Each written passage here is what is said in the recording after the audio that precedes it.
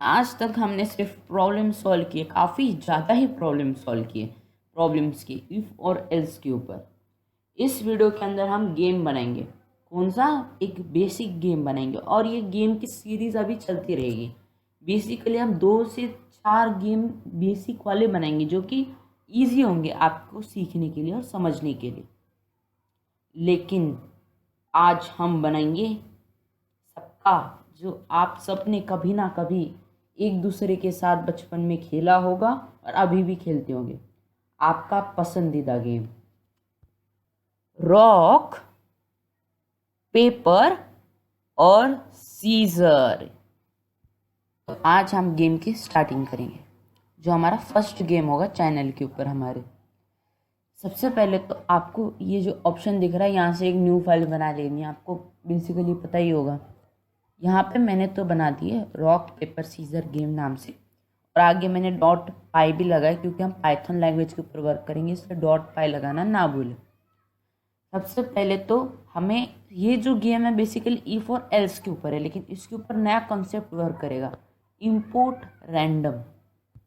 आपको simply starting में क्या करना है, इंपोर्ट लिखना है, उसके बाद रैंडम लिखना है।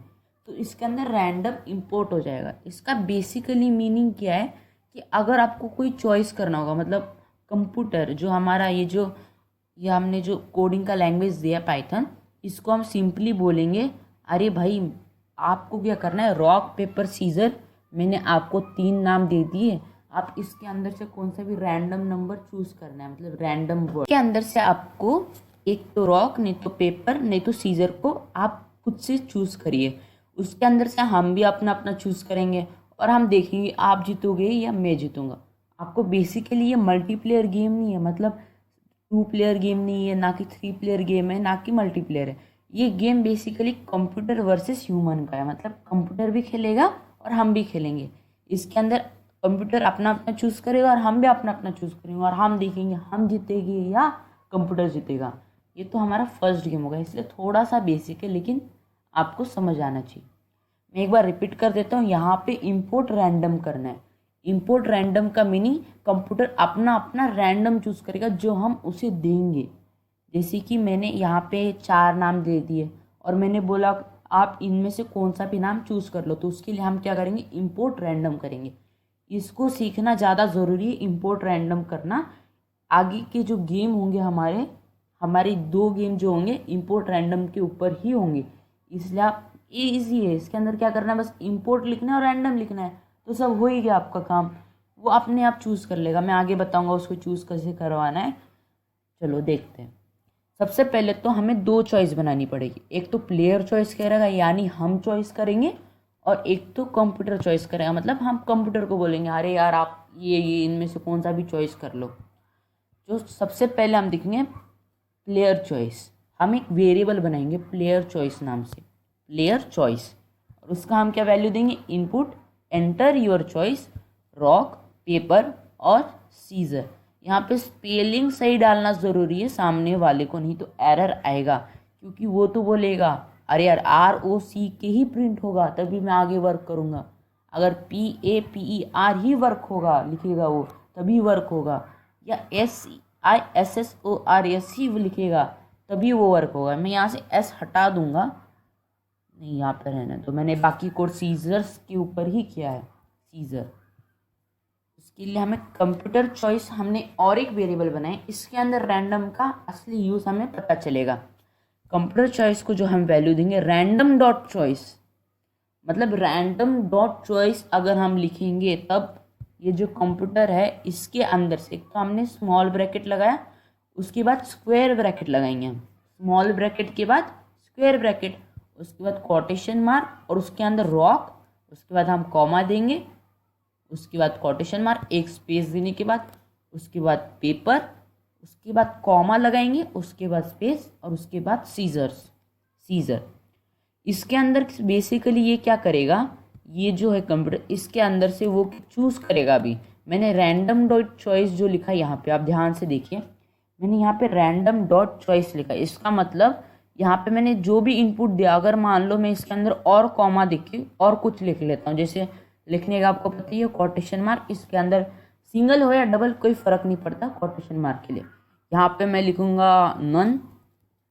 तब आप ये जो कंप्यूटर है अभी इसके अंदर से इन चारों के अंदर से रैंडम चूज करेगा। मतलब मैंने पहले 3 दिए थे तो तीनों के अंदर से रैंडम चूज करेगा, लेकिन नहीं, आप क्या करेगा, चारों में से रैंडम चूज करेगा, चारों में से। यहाँ पे मैं नन को हटा ही देता हूँ। चलो यहाँ पे तो सबसे पहले प्लेयर चॉइस, रिपीट कर रहा हूँ मैं, प्लेयर चॉइस जो है एक मैंने वेरिएबल बनाया जिसको मैंने इनपुट दी enter your choice rock paper और सीजर। वो लिखेगा बंदा मैं रॉक चूज कर रहा हूँ, मैं पेपर चूज कर रहा हूँ, मैं सीजर चूज कर रहा हूँ। उसके बाद कंप्यूटर अपना अपना चॉइस कर लेगा। चॉइस करने के लिए सबसे पहले तो इंपोर्ट रैंडम किया मैंने, उसके बाद रैंडम डॉट चॉइस, उसके बाद मैंने स्मॉल ब्रैकेट स्क्वायर ब्रैकेट और उसके अंदर जितना भी हमें लिखना है, मतलब जिसको जिसको हमें चॉइस करना है वो मैंने लिख दिया। कोटेशन मार्क के अंदर रॉक लिख लिया मैंने, कॉमा डाला, उसके बाद मैंने पेपर भी लिख लिया सेम वे से, और सेम वे से सीजर भी लिख लिया। अब कंप्यूटर अपना अपना चूज कर लेगा, उसे रॉक चूज करना है, पेपर चूज करना है, सीजर चूज करना है। इसके अंदर बस रैंडम डॉट चॉइस लिखना है। ये आपका ये वेरिएबल कंप्यूटर चॉइस अपने आप चूज कर लेगा। मतलब बेसिकली ये जो वेरिएबल है कंप्यूटर चॉइस, ये वेरिएबल के अंदर इन तीनों में से रैंडम वैल्यू स्टोर हो जाएगी। एक बेसिकली मैं बता रहा हूँ, ये कंप्यूटर चॉइस मतलब ये कंप्यूटर चॉइस करेगा फिलहाल के लिए, क्योंकि हमने वेरिएबल का नाम ही ऐसा ले रखा है। बेसिकली कंप्यूटर चॉइस मतलब ये वेरिएबल के अंदर रैंडम स्टोर हो जाएगा कोई ना कोई वैल्यू। उसके बाद हमने प्रिंट किया कंप्यूटर चॉइस। और कंप्यूटर चॉइस ये तो मैंने बता ही दिया था, प्रिंट के अंदर आपको अगर वेरिएबल प्रिंट कराना है तब आपको सिंपली क्या करना है, यहाँ पे प्रिंट लिखना है, उसके बाद जो भी है स्मॉल ब्रैकेट, उसके बाद कोटेशन मार्क, कंप्यूटर चॉइस जो भी हमें लिखना है, उसके बाद कॉमा देने के बाद ही वेरिएबल लिखेंगे हम। कॉमा देने के बाद मैं वेरिएबल लिखूंगा, तब ये ऐसे प्रिंट होगा कंप्यूटर चॉइस। मान लो कंप्यूटर ने रॉक चूज किया तो कंप्यूटर चॉइस इज रॉक, ऐसा आ जाएगा। कंप्यूटर चॉइस इज में यहाँ पे डाल देता हूँ इज रॉक, या बेसिकली पेपर या सीजर जो भी उसने चूज किया होगा। चलो अभी हम इफ एलिफ एल्स की कंडीशन अभी हम लगाएंगे। ये बेसिकली गेम तो इफ एलिफ एल्स का ही है, लेकिन इसके अंदर इंपोर्ट रैंडम आपने नया सीखा जो कि आगे हमें यूजफुल रहेगा। इंपोर्ट रैंडम आप तो समझ ही गए होंगे, मतलब कंप्यूटर अपना अपना रैंडम चूज करेगा। अभी हम आगे गेसिंग दी नंबर गेम बनाएंगे, उसके अंदर बस इंपोर्ट रैंडम का ही यूज होगा। उसके बाद हमने इफ कंडीशन दी, इसके अंदर कितने कंडीशन बनेंगे बताओ। एक तो कंप्यूटर जीतेगा, एक तो हम जीतेंगे, नहीं तो टाई हो जाएगा। टाई कब होगा, जब प्लेयर चॉइस और कंप्यूटर चॉइस वो is equal to double is equal to लगाना पड़ता है इफ के अंदर, वो दोनों सेम हो जाए तब भी क्या होगा, वो टाई हो जाएगा। और बाकी तो अगर हमारा रॉक और उसका क्या है सीजर आए तो हम जीतेंगे, हमारा पेपर उसका रॉक आए तो हम ही जीतेंगे, और हमारा सीजर उसका पेपर आए तभी भी हम जीतेंगे। अगर एल्स मतलब और ऊपर दोनों कंडीशन नहीं, अगर मैं नहीं जीतूंगा, अगर मैं नहीं जीतूंगा, अगर टाई भी नहीं होगा तो कौन जीतेगा, कंप्यूटर ही जीतेगा, इसलिए हम एल्स लगाएंगे। सबसे पहले हम स्टार्टिंग करेंगे इफ से।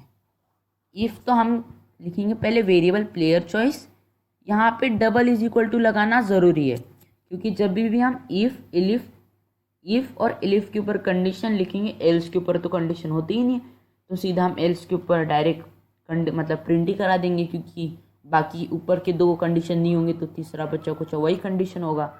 अगर मान लो मैं भी नहीं जीता और कंप्यूटर भी नहीं जीता तो क्या होगा, दोनों टाई ही होंगे। तो player choice is equal to computer choice, मतलब डबल इज इक्वल टू यहाँ पे लगाना जरूरी है, नहीं कि एक बार इज इक्वल टू लगा दूँ तब यहाँ पे देखो मैं एक बार इज इक्वल टू लगाऊंगा तो एरर आ जाएगा।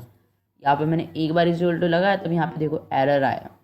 मतलब यहाँ पे इफ एलिफ एल्स के अंदर हमें 2 बार इज इक्वल टू लगाना ज़रूरी है, और कॉलन भी लगाना ज़रूरी है। इफ और एलिफ और एल्स तीनों के अंदर कॉलन लगाना ज़रूरी है।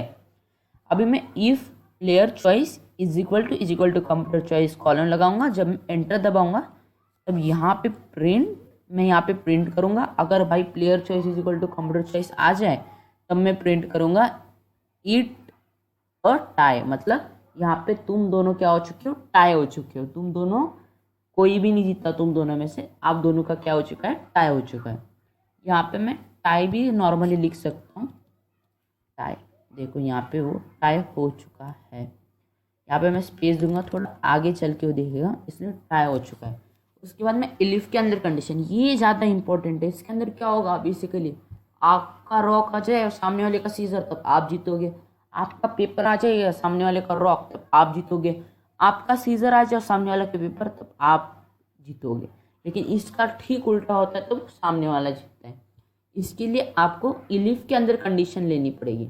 इलिफ के अंदर मैं एक नया कंसेप्ट अभी सिखाऊंगा। यहाँ पे जो मैंने स्लैश लगाया, यहाँ पे ये वाला डिवीजन, मतलब डिवीजन का थोड़ा सा अपोजिट वाला, ये वाला मतलब डिवीजन का जस्ट अपोजिट सिंबल जो है, जो मैंने यहाँ पे लगाया, ये इसका बेसिकली मीनिंग मैं अभी आगे बताऊंगा। चलो, यहाँ पे मैंने इलिफ के अंदर कंडीशन दी प्लेयर चॉइस।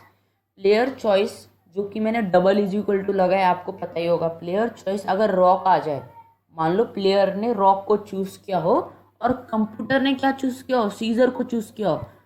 अगर मान लो प्लेयर ने रॉक को चूज किया हो और कंप्यूटर ने सीजर को चूज किया हो, जो वेरिएबल हमारा कंप्यूटर उसने सीजर ने, तब भी क्या होगा, हम जीतेंगे। ये तो हमने लिख लिया। यहाँ पे मैं लिखूंगा प्लेयर चॉइस एक variable is equal to rock quotation mark के अंदर एंड यहाँ पे एंड लगाऊंगा, और नहीं लगाऊंगा यहाँ पे। और मतलब एक तो प्लेयर ने रॉक चूज किया होगा, नहीं तो कंप्यूटर ने सीजर चूज किया होगा, ये थोड़ी लगाएंगे हम, एंड लगाएंगे ना। अगर प्लेयर ने रॉक चूज किया होगा और कंप्यूटर ने सीजर चूज किया होगा तभी, नहीं तो प्लेयर ने रॉक चूज किया होगा या कंप्यूटर ने सीजर चूज किया होगा, इन दोनों में डिफरेंस होता है। इसलिए यहाँ पे हम एंड लगाए, मतलब ये भी और ये भी, ना कि ये या ये। इसके अंदर हम दोनों कंडीशन को अप्लाई कराएंगे। जैसे प्लेयर ने रॉक को ही चूज किया होगा तभी, और कंप्यूटर ने सीजर को ही चूज किया होगा तभी भी, मतलब तभी। उसके बाद हम दूसरा कंडीशन लेंगे, प्लेयर ने पेपर को चूज किया होगा और कंप्यूटर ने रॉक को चूज किया होगा। यहाँ पे मैंने और, ये जो दूसरा कंडीशन है इसके लिए मैंने और लगाया। आप जरा ध्यान से समझ जाओगे आराम से।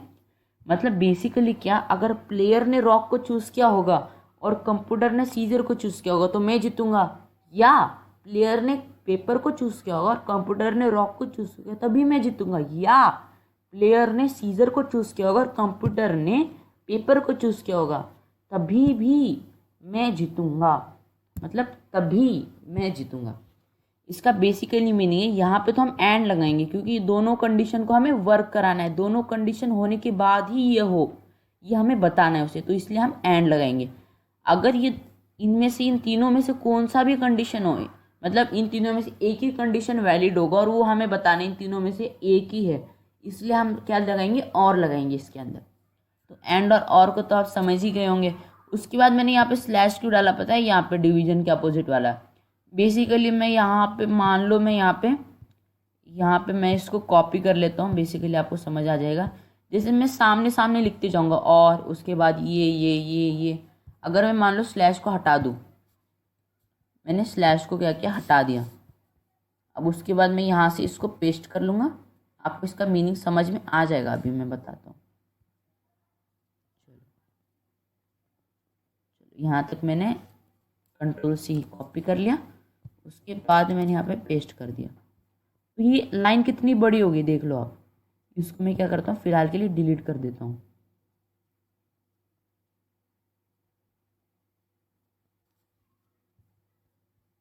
इसको भी मैं डिलीट कर देता हूँ, कॉपी कर लेता हूँ सबसे पहले,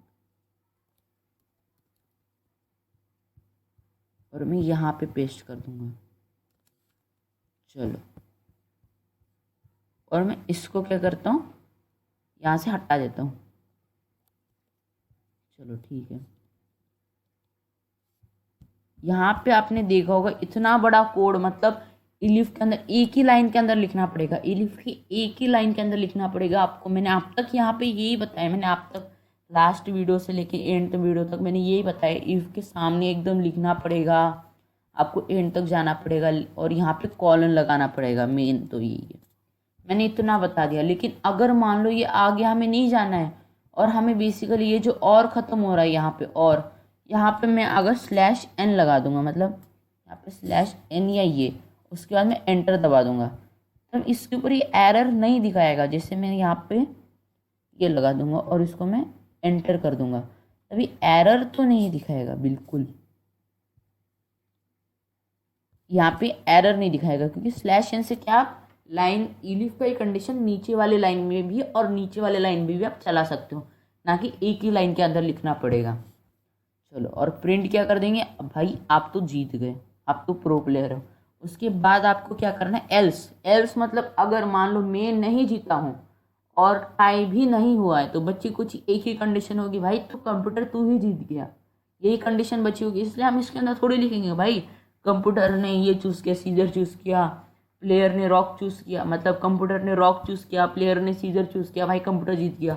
या कंप्यूटर ने पेपर चूज़ किया और मैंने रॉक चूज़ किया तो वो कंप्यूटर जीत गया।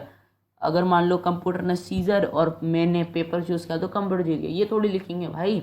अगर मान लो सिंपली एक थोड़ा सा कॉमन सेंस लगा होगा कि अगर आप नहीं जीते हो, अगर टाई भी नहीं हुआ तो क्या होगा, एल्स के अंदर हम थोड़ी कंडीशन लेंगे, इसके अंदर क्या होगा, सिंपली भाई कंप्यूटर ही जीत चुका है। ये हमारा पूरा कोड वर्क हो चुका है। अभी इसको एक बार रन कर लेंगे, Ctrl+R। चलो एंटर योर चॉइस। चलो मैं अभी चॉइस करूँगा पेपर को, देखेंगे मैं जीतूंगा या नहीं। कंप्यूटर चॉइस आई सीजर, यार कंप्यूटर जीत चुका है। यहाँ पे आपको दिख रहा है कंप्यूटर विंस। मैंने तो पेपर चॉइस किया था लेकिन कंप्यूटर ने सीजर को चॉइस कर लिया, इसलिए मैं हार चुका हूँ। अभी मैं एक बार फिर से रन करूँगा, देखेंगे क्या वो रैंडम चूज़ कर रहा भी है या नहीं। इस बार भी मैं पेपर को ही चूज़ करूँगा क्योंकि मैं देखना चाहता हूँ कि वो रैंडम चूज़ करता है कि नहीं। फिर से कंप्यूटर ने सीजर को चूज़ किया, भाई कंप्यूटर को पता है कि हम यही चूज़ करने वाले थे। चलो कंप्यूटर जीत चुका है। उसके बाद मैं फिर से रन करूँगा, यहाँ पे मैं पेपर को डालूंगा। चलो अच्छा, इस बार तो हम जीत गए, मतलब हमारा कोड सही वर्क कर रहा है। इसके अंदर कंप्यूटर ने रॉक को चूज़ किया है और हमने क्या किया, इसको पेपर को चूज़ किया, इसलिए हम जीत चुके हैं। मतलब कंप्यूटर सही वर्क कर रहा है और हमारा गेम एकदम बढ़िया से चल रहा है। अब इसके साथ आप कितनी भी देर खेल लो आपको मज़ा ही आएगा कंटिन्यू। चलो मैं इस बार तो चूज़ करूँगा, मेरे को क्या लगता है रॉक चूज़ करेंगे, रॉक। अरे कंप्यूटर जीत गया, कोई बात नहीं कोई बात नहीं, एक बार फिर से जीतने का ट्राई करेंगे।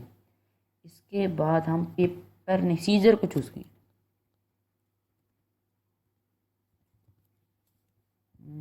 टाई हो चुका है क्योंकि उसने भी सीजर को ही चूज़ किया। देखो हमारा कोड एकदम परफेक्टली वर्क हो रहा है। ऐसे ही हम बेसिक गेम देखो कितना बढ़िया बना है हमारा, सबसे बेसिक गेम है हमारा तो अभी जर्नी के अंदर, तो कितना बढ़िया गेम है ये रॉक। मैं इस बार रॉक चूज़ करूँगा। देखो कंप्यूटर फिर से जीत चुका है, यार कंप्यूटर ही ज़्यादा जीत रहा है, कोई बात नहीं कोई बात नहीं। चलो ये हमारा कंप्यूटर के साथ वाला गेम बन चुका है। Thank you. नेक्स्ट वीडियो में हम गेसिंग वाला वीडियो बनाएंगे जिसके अंदर नंबर गेसिंग होगी, मतलब कंप्यूटर भाई 1 से 1000 तक का कौन सा नंबर अपने अंदर सीमित करके रखेगा और हमें उस नंबर को गेस करना है। काफ़ी इंटरेस्टिंग गेम है, हम देखेंगे आगे नेक्स्ट वीडियो में। चलिए हम बताते हैं उसके बारे में भी नेक्स्ट वीडियो में। Thank you.